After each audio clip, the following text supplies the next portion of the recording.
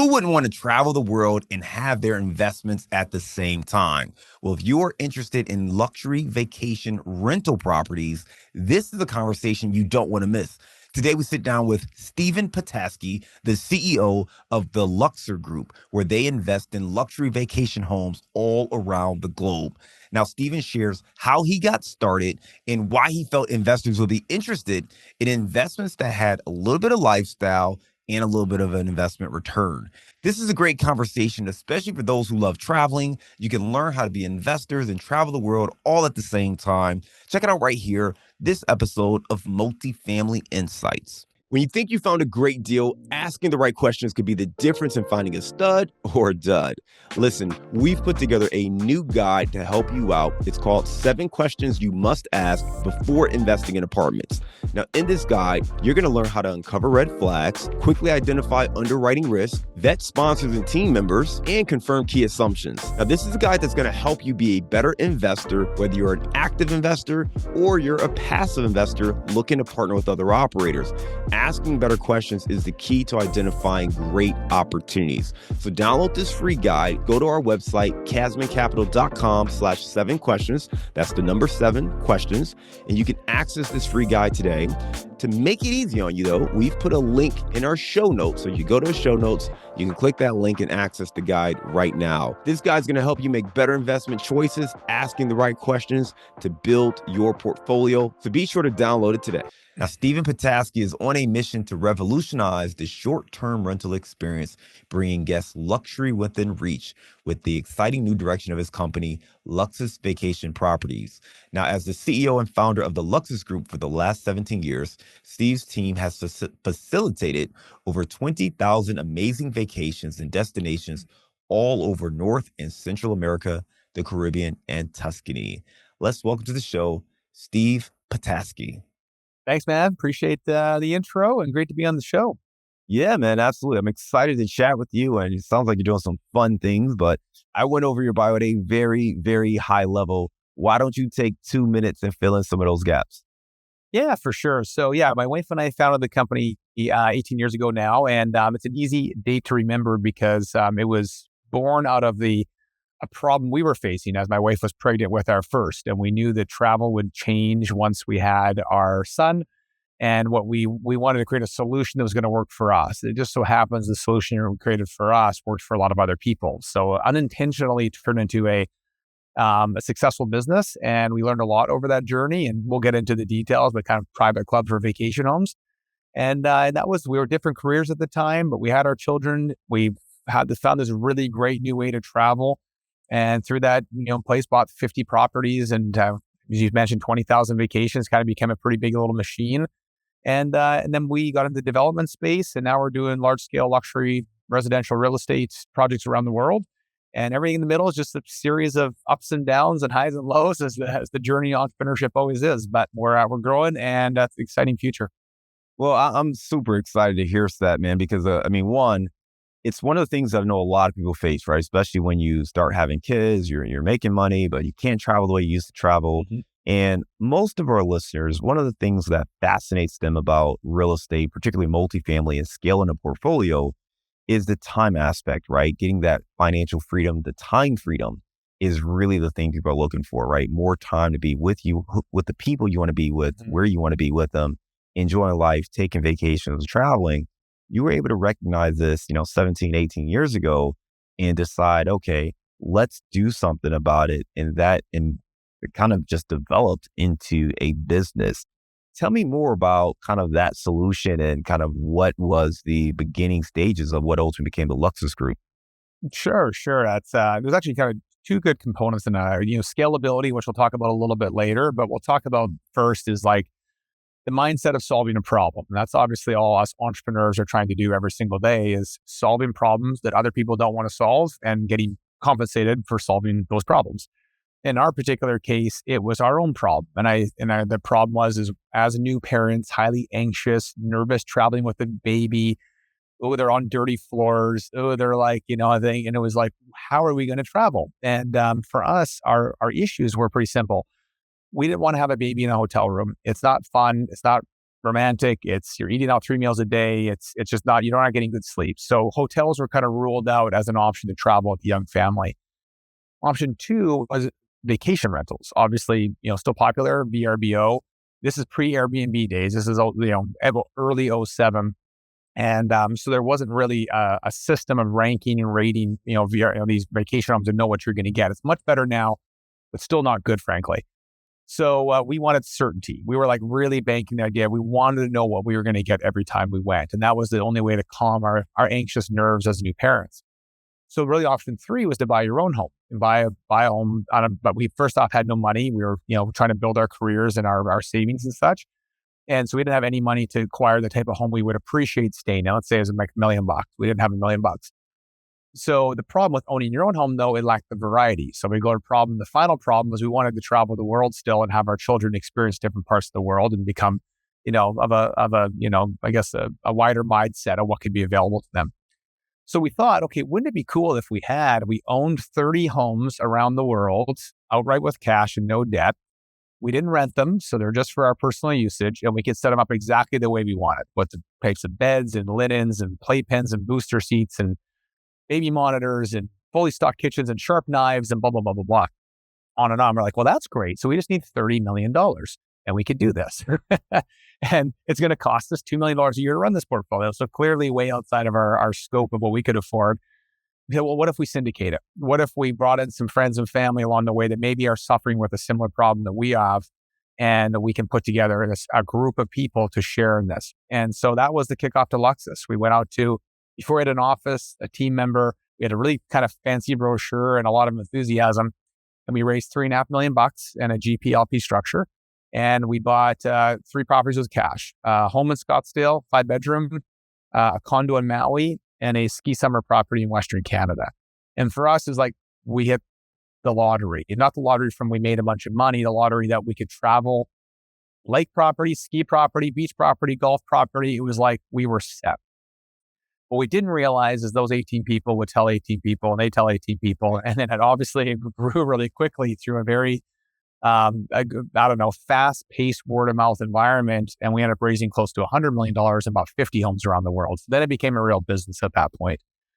And that was really my long-winded version of the story is sometimes if you're just solving a simple problem and a problem that we are particularly passionate about resolving for our family, there's probably lots of other people that have the same issue. And if you can apply passion with execution and capital, then ultimately it can be a real business. And so that's how we scaled that business to that. We're the largest in North America for a period of time in that equity space. So we've now changed it, and we'll come to that later, but very proud of what we created. Man, I love it. And I appreciate you sharing that story, right? You talked about you and your wife just wanting to really have a great vacation experience, Yeah. wanting to stay in hotels, wanting to have something that was predictable and consistent where you had more control. And the only way to do that was to buy your own vacation homes, but you wanted that variety as well.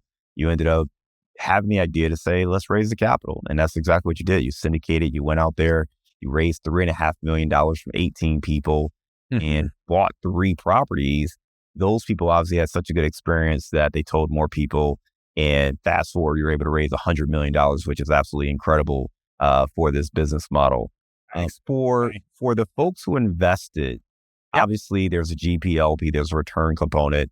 Not to go too deep into the numbers, but I'm curious, what was the return expectation for those investors? And were there any additional benefits being able to stay at the properties, or is there a membership club? Or tell me a little bit more about how that worked for them.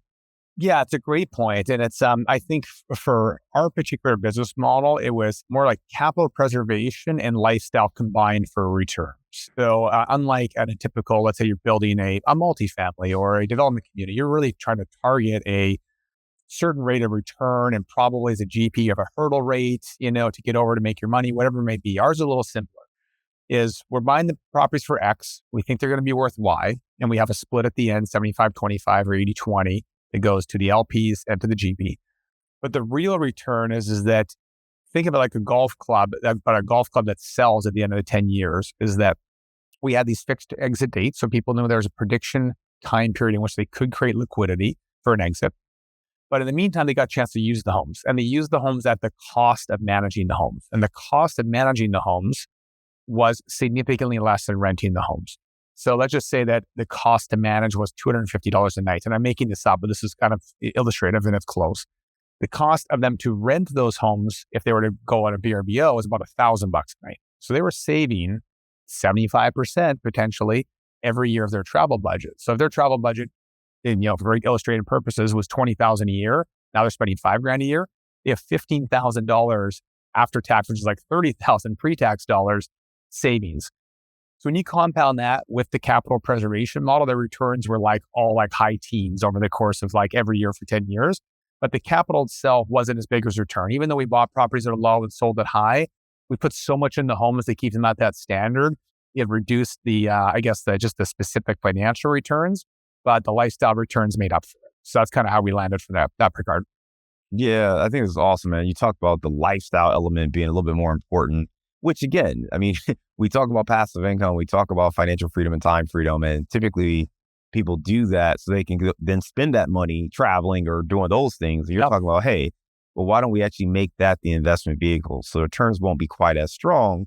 But if you really calculate the savings and not just the returns, it will be much greater than if you only looked at it as an investment vehicle. And this is, for folks, I'm sure folks have done or at least heard and looked into timeshares and, things like that as well. This is kind of a different approach to that where you have more control and there's a lot of things to like about it. When you were having these initial conversations, did people get the vision right away or were they like, wait, what? Huh? How did this work? What kind of feedback were you getting? It's a good point. When we first started, I mean, the first early adopters got it quickly. And I think because I was just so passionate about it, and I think they probably felt bad for me. I'm like, this just trying to help this guy on. What's the worst that can happen? He's buying 3 properties. We sell the properties, we get our money back.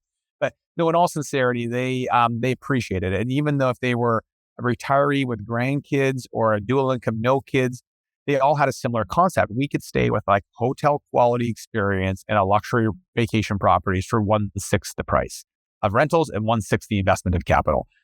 Fractional and syndicated ownership is nothing new. The version that we did of it was kind of taking what has done in the past, creating our own version for our own niche, and it was extremely well received. So I think the confusion maybe was always, oh, are you just a timeshare? But not like a timeshare, like a rich man's timeshare. It's always that way, we heard it was the ongoing joke. It's yes, we've kind of fallen into an industry of shared ownership, but the mechanics of the deal is substantially different. Timeshare, you own deeded time. It's really a syndicate. You own the bricks and mortar through a limited partnership structure, or in the case of the US, an LLC structure, whatever it is. But yes, very clear we're in the shared ownership. We just did it in a way that allowed for a lot more protection for the LPs because they could vote us out as the GP if we were poorly managing, if they didn't like our fee structure. There's lots of things that they had a lot of power. So I guess maybe our short answer for the group is I would say there's a couple of good learnings I had over it. First off, raising capital is a lot easier when there's a dual purpose. If a singular purpose is making money, generally your proof of performance from previous deals is what's going to give you the benefit of being able to raise capital easier. So it takes a while. That's all I'm saying. It could be 10 years, you banging through 3 or 4 deals. And then eventually you're each one of these deals gave a, 18% IRR, whatever it is. Raising capital gets much easier, but you got to play the long game. It's very hard to do a short period. In the event you have a dual purpose, and in our specific scenario we had a lifestyle purpose as well. So let's just say you're building a condo community on a lake that each one of the LPs can go use 1 week a year. It's sometimes, not sometimes, in our particular scenario, it makes it a lot easier to raise capital. And because someone's like, well, even if it doesn't get the return, we still got that amazing week every year in that lake house. So that was a whole lot of fun. And that kind of built into their return scenario. So if you happen to be in a lifestyle thing or vacation market where you can be involved or have the LPs involved that way, then you get kind of a little easier to raise the money to build the project out. I love it, man. That's a great, nugget there and great insight. When you're raising capital, it gets easier if there's a dual purpose. Said differently, if the only thing you can project or put in front of an investor to get them excited is the return, especially if you've never done it and executed, it's going to be hard. The first time you're going to investors, you're sharing them your vision of, I'm going to buy this property and I'm going to make this amount of money. They're putting a lot of eggs into your ability to execute that plan versus if there's some other calls, if there's a charitable component, a lifestyle component, or something else, that makes it a little bit easier because now they're not banking completely on the outcome financially. They get some other benefit. And sometimes, again, it's the lifestyle. Sometimes it's a charitable component where they just get to feel good about supporting a great cause. But if you Yeah. can add that, it makes it a little bit easier. So I appreciate you sharing that. Let's talk about Yeah, the I'll goals, add right? one more quick Yeah, thing on that. please. So just one more idea. A lot of people say, well, I don't have a lifestyle thing. I have seen in the past, and we've done similar versions. The other dual purpose is your vendors investing alongside you. So if the contractor is going to put in money, the engineer is going to put in money, the architect's going to put in money, the landowner is going to contribute some of their value. So now there is a conflict there that you basically have given the contractors, they've invested equity, but they have to be competitive. There's some caveats around it, but it's a great way to capitalize a project where the dual benefit is maybe the development thing doesn't go as well as planned, but I still participated here as a vendor and made money, the product that's fair to market. So it's one other angle too. If you're building an industrial thing, we do it all the time with landowners. They have to contribute some land and be part of the skin in the game. And because we might want their help with local city council, might want their help with, governance, whatever it could be. So there's one other angle there that, again, think of dual purpose, and that's one way to do it. Yeah, I love that. I appreciate you sharing that because that's another way of thinking about your investors, right? So what you're getting at is those investors. So you as an operator or GP, maybe you don't necessarily have a dual purpose, but Yeah, those investors may have kind of a dual purpose in the deal, right? If they're operating in a capacity as a GC or a property manager or sure. contractor, whatever it is, they have a vested interest in seeing this deal succeed. Yeah, So they're going to be more likely to invest as well. So great point there. correct. Yeah. Let's talk about the scale, man, because Sure. going from this idea of maybe I can buy this house, then vacation, to raising $100 million certainly isn't a small feat. So talk to me about the scale. Talk to me about how you were able to manage that. So I think that we fumbled with it for a long time. And I really think to build a scalable business, you have to kind of do a lot of things and kind of fail at a number of things to really figure out what could be scalable and how you would scale it.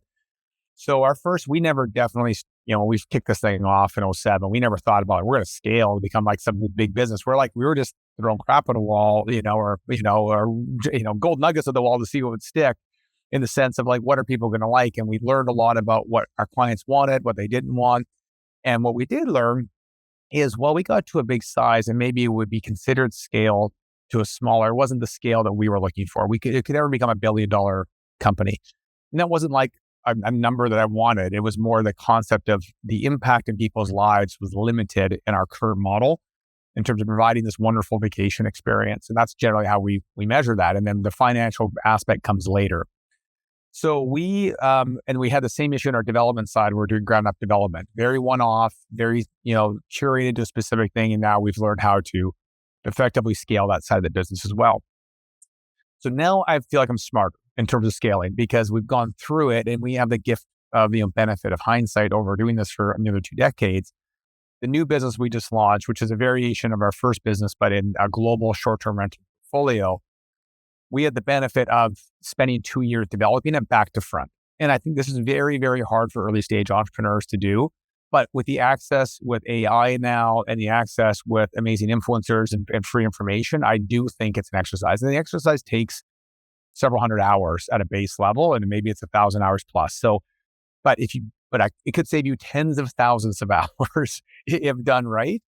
And the concept is you build a business back to front, not front to back. So we went and said, okay, in our business, we want to be worth X amount of dollars. Let's just say it's $100 million for an easy math equation. What size of businesses in this space would trade at $100 million? Then we go back, we need this amount of revenue, which means this amount of properties, which means this avatar. So here's our perfect avatar client in 7 years from now, and we have 500 of them or whatever the math is. Then you work your way back from year 7 to day 1. And then you're able to say, okay, what do I have to do in day 1? Well, I don't have millions of dollars to build this, so I have to bootstrap it, or I got to raise some capital, whatever it may be. But you know that if your point A is here and point Z is way down here, it's not going to be a straight line. It's constantly ebbing and flowing along the way, but you would know what the business is, and along that way. And the good thing about, again, AI and stuff, it can pinpoint generally the ceilings you're going to hit for a scalable business. You're going to run out of room on QuickBooks. You're going to have to go to an ERP system. You're going to run out of room on operations staffs. You need to use whatever it might be, a third-party resource or whatever. You're going to run into legal issues because you're going to now So you're going to maybe in-house legal counsel. It helps you identify the blind spots you wouldn't necessarily know until you go through them. And I think that's been helpful for us on recreating this business. Fortunately, we were blessed in the sense that we were in a good place that we're able to raise capital and invest our own to build the foundation very wide and deep that we now can stack on many, many, many layers without having to rebuild it. So we kind of beat it. But for the average person, it's just like knowing what I'm going to hit along the way. And is there anything I can do now or start thinking about now that's going to allow me to limit how much that prevents me from continuing to grow? And so that's all scale is. Now, scaling is also a product. This is on the assumption your product is scalable. Like building random single family homes across the country is probably not a scalable model. Building, 1,000 multifamily units in a singular market is probably very scalable. So you have to have a product, of course, that is ultimately has the ability to be scaled. And that in itself is its own exercise to figure out what you're good at and when you think you can rock. Yeah, I love that. And I wrote down, building it back to front and just understanding where do you want to end up? If you want to sell a business at, whatever multiple, whatever amount of money, what does it take? What kind of revenues do you need? Like what needs to be true in order for that business to be there? And if you're starting year 7, well, now you got to reverse engineer. Okay, what does it look like now? I just think you really have to think that. And it makes big tasks or huge goals feel way more attainable, right? Totally. You want to raise $10 million, or in your case, $100 million. That probably would sound crazy to most people, say, hey, I'm going to raise $100 million. But there's a process, right? And to your point, it's, well, how much would people need to invest? What kind of investors do I need to have? If I have, if I have 100 investors doing $1 million, like you just start to map out what does this look like? And you can make it feasible. How do I get to investors who can invest $1 million? How do I multiply that to get to 100 of them? You can do that, right? But you have to visualize it. You're not going to wake up on Tuesday and make a couple phone calls and do it. Like it takes time to build those relationships, to run in the right circles, to, get in front of the right individuals and prove it out where they're going to trust you to invest with you. So that mindset of just building it back to front is a very, very powerful insight that I think people need to be keeping in mind whenever you're looking to scale a business, scale a portfolio, and get to the next level. Let's talk about kind of the business today, right? Because you started talking about what you're doing now. I know you do some development. We're kind of warming up for the show and just talking in the green room. You mentioned some stuff in Italy, and I'm like, wait a minute, what? So tell me about the business as a whole. Like, how do you operate today? Sure. So I think as we go through the iterations of business, kind of like 3 7-year increments. So the first 7 years was that called $100 million portfolio, and we built this kind of private club for vacation homes. The next 7 years, we got into the development game, and we acquired and built out 3 specific projects, one on the Big Island of Hawaii, one in Southern California in Palm Springs, and then we did a restoration in central Tuscany of an old farmhouse become a luxury private estate, all raising 2 of them required outside capital, and 1 we did ourselves. And we learned a lot, and we learned, blind spots. I mean, in the case of Hawaii, we were, just on the edge of like making it perfect, and the volcano erupted, like, a natural, and then 2 years later, a global pandemic. So it had like back-to-back things that caused this outside pressure that, these blind spots that you can never see, which is why it's a blind spot, obviously. But it really caused a lot of financial pressure and gray hair and stress along the way. But it's like, okay, what did we learn from that? We got it done. And what did we learn to do differently? How would we capitalize, structure differently? And then Tuscany, Palm Springs was fine, 3 homes. And then Tuscany was this really cool thing. We buy these old 15th century, 16th century ruins, and we restore them, become luxury private estates. And it seems like crazy, like someone's hearing, it's like, well, how do you just do that? Well, there's a much longer story. We knew a really good friend that was a restoration engineer there, and he wanted to partner. And we thought, well, this is a need that's needed. People in North America want to have these homes. And so we just created a business around it. The problem is, I think what most people don't, back to the scaling, it takes all of these a decade to like watering the seed for success. And most people just can't mentally wait that long. But the facts are the facts. The longer you are in a business and the better you are at that business, the more likelihood you're going to be successful at it. And it's hard to think about giving up 1/10 of your 1/8, of your life to something that may not create a success. But I'll use Tuscany as an example. So we built this business, which was a single employee, a truck, and losing money for about 7 years in a row.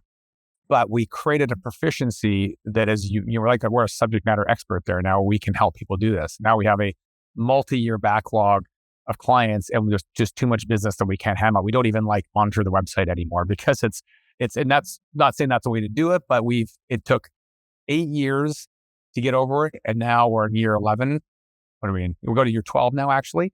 And there's 12 people on the payroll there. We got an office. It's an amazing team. We do amazing work. Very, very proud of it. It just took a long time to kind of build it up. So in any event, long way to say, in our third iteration, our next 7 years, we did lots of things. We did some things well, some things not so well. We got rid of the things we didn't do so well. And we're doing 3 things now. And there's kind of 2, but we'll say 3. Luxury vacation portfolio. We don't own the assets anymore. We rent them out, or we rent other people's assets, and we kind of take this hotelier approach to vacation rental management. So anyone on this call that might have like a luxury short-term rental, like $1 million to $6 million bucks, and you're looking for someone to give you advice or manage it for you, that's just a shameless plug. That's something we do, and we do very well. The next thing is global projects for luxury developments, primarily in partnership with Four Seasons. So we're doing the Four Seasons Private Residences Las Vegas. It's like a $1.3 billion sellout project, which is just a wild number. And I would say it lightly. It's still like every day, it's still very blessed to be involved in the project as one of the main partners. And then we are working on other projects potentially with them in different parts of the world, which is exciting. And then the final thing is Tuscany, where we do these restorations for families. And instead of syndicating them now, they're like basically just wealthy families from Europe and North America that want to do this. And we do everything. We help them find the ruin, we get it entitled, we restore it, we manage it for them after it's done. And we don't do anything else now. Those are the only things that we do. And we got a partner that runs one side, great GMs in the spots. And the only way we can do it now is an amazing team. Like, I would be failing it at all miserably, I'm sure, without incredible human beings that run the day-to-day and bring the vision. So feel very blessed to have that team on my side. Steven, I appreciate you breaking that down, man. You gave some great insights. And the thing I love too is just the patience. You talked about kind of the 7-year increments, and a Tuscany deal taking 8 years before it actually got profitable for you. And most investors are not that patient, right? We're going to look at deals if it's not going to make money out of the gate or make money year 1, or yet alone, maybe I could wait to year 2, but if it's not going to deliver those kind of profits, most people are going to move on and do something else or get out of real estate completely. And that patience is key. It takes time to really learn this industry, to learn the game, and to get comfortable. And that's why you have mentors, you have coaches, you have programs, you have other ways and strategies to cut down that learning curve. But when you go at it alone, that's the challenge, right? When you're doing something that no one else has ever done, there's not really a lot of people you can call on and get help. So you can get a little insights here and there, but you don't really have people who have done what you're trying to do. So I applaud what you have done, but I also appreciate you just sharing that. Yes, this takes time. The thing that stood out to me as you talk about kind of the new iteration of the business and where Luxus Group is going is, and this is my interpretation, so you feel free to correct me, but it feels like what you've done is you've taken your expertise over the last 18 years and said, you know what, this knowledge, this experience, we know how to do this, but let's not put ourselves on the hook financially for everything. We don't necessarily have to own the properties. We don't necessarily have to do the development and everything ourselves. I know you guys are still doing some development, but we don't have to invest everything and own everything and take that level of risk. We can work with folks who already own these properties and then bring more of our management skills to the table. Can you just talk more about the logic behind that and also risk adjusted returns? Because I'm sure you could also just say, nope, I want to control everything. I want to own it. I want to buy it. I want it to be my property. If I don't like that paint or, the painting on the wall, I want to swap it out.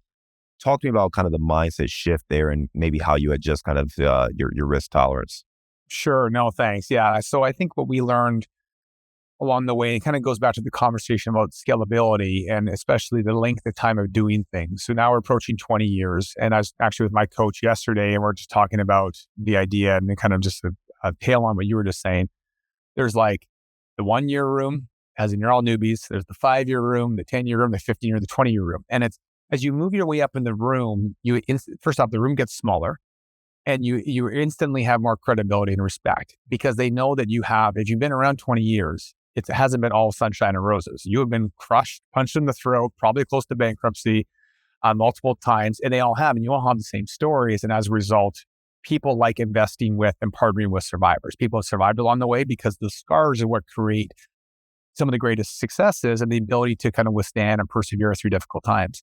So it's really hard for a new entrepreneur who's 25 to be like, okay, I'm going to go for 20 years and I'm going to be worth $50 million. I have a chance worth $50 million in 20 years from now. But I'm going to make 49 of that million in the last 3 years.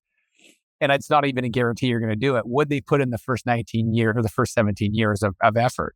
But that's just the way that it is. It really is that way. So if you can get yourself in the 5-year room and then the 10-year room, it gives you the ability to create this expertise. So to your second point there about scaling and ultimately becoming an SME or subject matter expert, we kind of spent 18 years figuring out what we're a subject matter expert at. And then we realized that people needed that service and they're willing to pay for that and compensate for that. And so as a result, we could not be doing the size of products we're doing if it was our own capital. We'd be 1/100th the size that we are right now, because now we'd have full control and you wouldn't have to answer to outside capital and answer to outside banks and outside investors. But we realized that we are good at certain things and we also know we're not good at, and we partner with, we help fill those gaps. And as a result, now we can do much bigger things and make a bigger impact in the world and the space that we're trying to accomplish. But you can't do that until you've been through the gauntlet a number of times and been through the ups and downs and the failures that come along with. But it hopefully for some people that have been at it for 10 or 15 years are like, I wonder if I should still do this. Maybe you become that subject matter expert in your specific, maybe you're the fourplex king of St. Louis. I don't know what it is.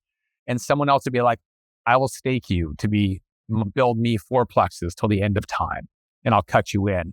And I've been around so many people being in this, call it 20-year room now or almost, that's how it happens. And then all of a sudden you can monetize your knowledge base so much easier than in the past. And we turn down so much stuff now because we have a specific goal in mind of what we're trying to accomplish. But before it was always me chasing it. And I was always the one begging for the business. And that's how you have to do it to get it going. Then you got to fail a few times and then pick yourself up and stay at it. So yeah, for what it's worth, I'm not saying our risk changes much because I still feel like I always have it all in the line, but it's maybe diversified over more things versus being all in for one. So maybe to your point, it is de-risked to a certain degree. But when you get to this level and the level that we're trying to be at, reputational risk is the biggest thing. We have to honor our word, and we're not going to be perfect in everything we do, but we'll get there or die trying. And that's what people want to invest in more than anything. So for what it's worth, integrity and perseverance and resilience are all traits that investors look for. Stephen, I love that. Couldn't have said better myself.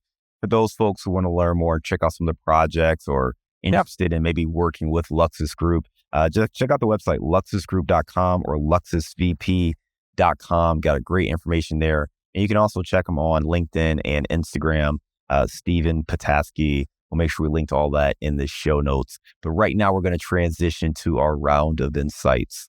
They say you're the average of the 5 people you spend the most time with. So if you want to grow as a multifamily investor, you have to spend more time with other multifamily investors. And an easy way to do that is to join our apartment investing mastermind group today.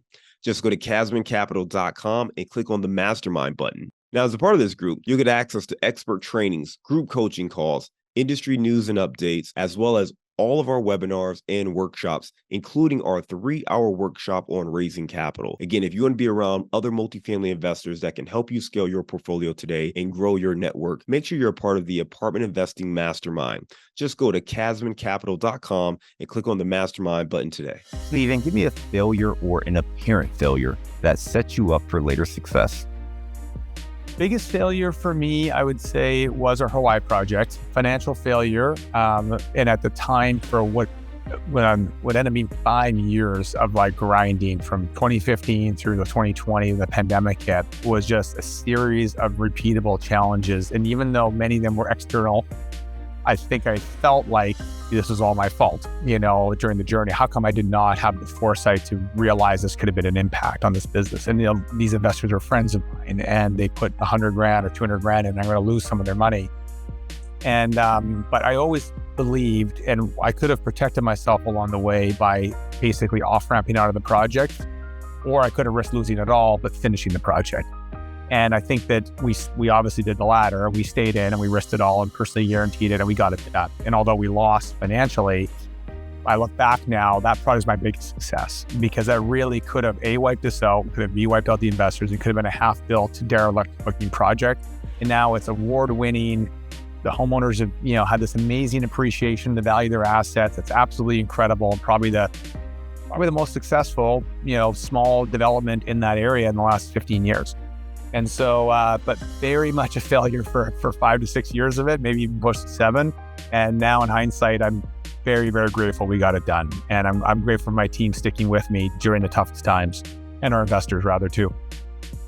Give me a digital or mobile resource you recommend for our listeners. Digital or mobile resource? What would be a good one? Have you heard of ChatGPT? No. I don't even know how to use it. I'm just starting to become proficient in it. What would be a good digital resource? I have to pass. I got to think about that for a second. I want to come up with a good one, but something's slipping my mind. All right, we'll come back to it. All right, give me the book you've recommended or gifted the most in the last year. That one I can do. Blue Ocean Strategy. So have you read that one before, John? I have not. It's been recommended so many times, and I've got to move it up to the top of the list because it's been recommended enough. Well, now I'll give you the 30 seconds on it. You're going to definitely read it. It's an easy read, but for the benefit of those, Blue Ocean Strategy is the concept of basically creating your own uncontested space in existing industries. This is really what we do. And I got it 16 years ago, and I think there's been an updated version since then. It's amazing. And the easiest analogy is the car industry. Ford, GM, Toyota, all fighting for what's called a red ocean, fighting for these little marginal gains. And Tesla comes in and becomes the biggest value car company in the world by far. No one saw it come. Airbnb, Uber. So there's lots of micro examples with that, and Luxus is one of them. Vacation rental space. We have our own niche version of it. We'll have uncontested market space. Such a good book, and I think you can apply it into basically any business. So definitely a must read. Give me a daily habit that helps you stay focused on your goals. Daily habit for me is a really sound first 15 to 30 minutes of the day. And I don't need a lot of time for this routine, but generally it's cold plunge or cold shower. It's, vitamins, some, few biohacking routines, everything else. So some people have a longer version, but I find I can get it done in 5 to 15 minutes. And I'm ready to roll for the day to day, for the work. And I think absent of kind of setting yourself up and physically and mentally for the day, I can, wouldn't be as effective for my team and my clients for that 8 to 12 hours, whatever it might be. But with that 15 minutes, being disciplined with that, I'm ready to rock. Give me your number one insight for investing in luxury vacation rentals. Number one insight would be, I say 2 things. One is if you're not a professional manager, hire a professional manager to do it. I think a lot of do-it-yourselfers was very easy during the COVID days, and most are suffering now. And the reality is you just don't have the sophistication required. I would say sophistication, not intelligent, like the resources, because it's AI, it's tools, it's things that cost tens of thousands, hundred thousands of dollars. So hire a professional. And B, I would say if you're going to acquire a home, buy a home that you want to live in, because it goes to that dual purpose we talked about earlier. In the event it doesn't perform financially, at least it's the home you're going to want to go enjoy and experience as a family. And it's like, oh, honey, it didn't make $100,000 last year, but man, we had some great memories. So that would be my insight. I love it. Well, let's lighten the mood. You are now in San Diego, so give us your favorite place to grab a bite to eat. New to San Diego, Skydeck. So Skydeck's in Del Mar, and it's got about 7 restaurants there, and it's a super cool bar in the middle where everyone kind of starts for a cocktail, and then you can either order food to the bar or go to one of the 6 or 7 restaurants around. So it's kind of a really cool vibe because it's always high energy. And if you want Thai, ramen noodles, sushi, Mexican, it's you just pick your poison after you've had a drink or two. So it's a special place. Skydeck it is. Well, Stephen, you gave us some great information. I loved hearing about your story and just you and your wife having a newborn and wanting to have a vacation rental that suited your needs, turning that into a business, raising $100 million, and then ultimately launching, a larger business entity as well with a couple different models of how you execute. Again, for folks that want to learn more, they can check out your website, luxusgroup.com and luxusvp.com. I think the other thing that stood out to me was just understanding how to scale. And if you are looking to scale your portfolio or a business, you really have to build it, from the back to the front. And taking that approach is going to give you clarity, but it also breaks down big, hairy goals and makes them attainable and achievable. And I think that's something that's really, really important for anybody listening, is to break those goals down with a clear vision and a clear path of how to get there. Again, thank you again for being a great guest to come on the show today. Stephen, we look forward to staying in touch with you, and I hope you have a good one. Take care, man. Thanks, man. Appreciate it very much. Great show.